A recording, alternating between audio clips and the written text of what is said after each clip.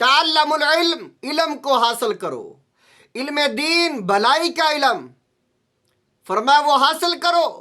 فَإِنَّ تَعَلُّمَهُ لِلَّهِ، بے شک وہ انسان جو اللہ کے لیے علم کو حاصل کرتا ہے، تعلمہ للہ، اللہ کی رضا کے لیے جو حاصل کرتا ہے، خشیتن، تو اللہ تعالیٰ اسے خشیت عطا کرتا ہے، اسے خوف خدا حاصل ہوتا ہے علم سے۔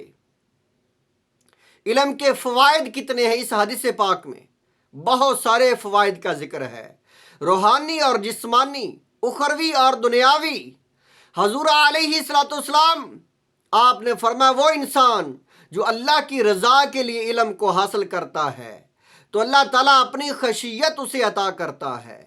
اور باقی احادیث میں ہے کہ خشیت الہی، خوف الہی، اس کی اتنی بڑی فضیلت ہے۔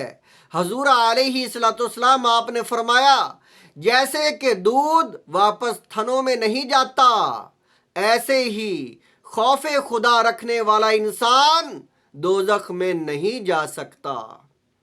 تو علم دین، قرآن کا علم، وحی الہی کا علم، انبیاء کا علم، فرمایا وہ علم اتنا فضیلت والا ہے کہ اللہ تعالیٰ اسے اپنی خشیت عطا کرتا ہے، اسے اپنی جو ہے خشیت، خوف عطا کرتا ہے۔ وَطَلَبَهُ عِبَادَةٌ، اور علم کی جو ہے جستجو کرنا، علم کو حاصل کرنا، اس کی جستجو کرنا عبادت ہے۔ علم کے لیے تگ و دو، علم کے لیے محنت مشقت، وہ عبادت ہے، اور افضل ترین عبادت ہے۔ عبادت گزار اور علم والا دونوں کا موازنہ حضور علیہ السلام نے فرمایا علم حاصل کرنے والا اپنے علم سے جو سوچتا ہے علمی مسائل، وہ 70 سال کی عبادت سے افضل ہے ایک لمحہ سوچنا۔ اتنی بڑی عبادت ہے اور اتنی افضل عبادت ہے، اور علم کی جو ہے مشقتیں برداشت کرنا وہ بہت ہی عظیم عبادت۔ اور آگے حضور علیہ السلام آپ نے فرمایا وَمُذَاكِرَةٌ، مذاکرہ جو ہے علم کا، تسبیح، علم کا مذاکرہ کرنا تسبیح ہے۔ علماء اور طلباء آپس میں بیٹھ کر علمی باتیں کرتے ہیں، گفتگو کرتے ہیں۔ علم کی گفتگو کرنا، ایک دوسرے کے سوالات کے جوابات دینا، یہ علم کو کشادہ کرتا ہے، یہ تعلیم حاصل ہوتی ہے اس سے، یہ مکالمہ، یہ جو ہے جو علم کی جو ہے، یہ فرمایا اس کو تسبیح کا نام دیا گیا مذاکرے کو۔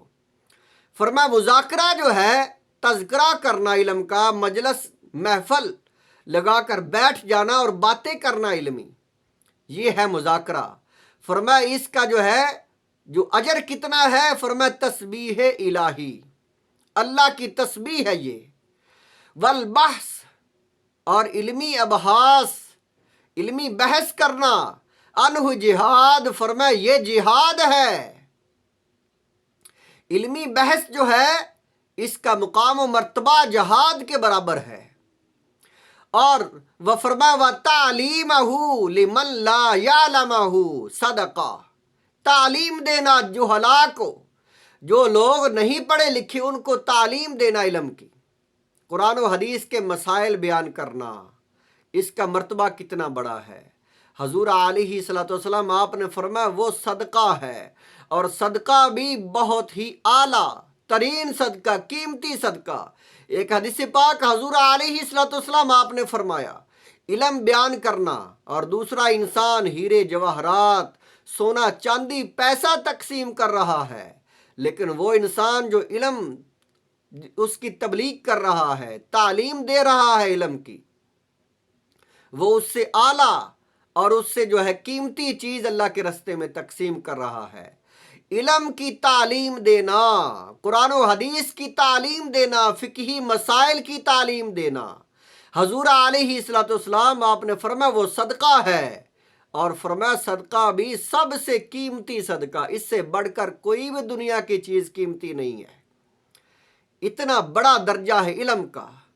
وَبَذْلَهُ لِأَهْلِهِ قُرْبًا، اور تحفے تحائف علم کے، بذلہ علم جو ہے تقسیم کرتا انسان اپنے اہل خانہ کو، وہ قربت ہے۔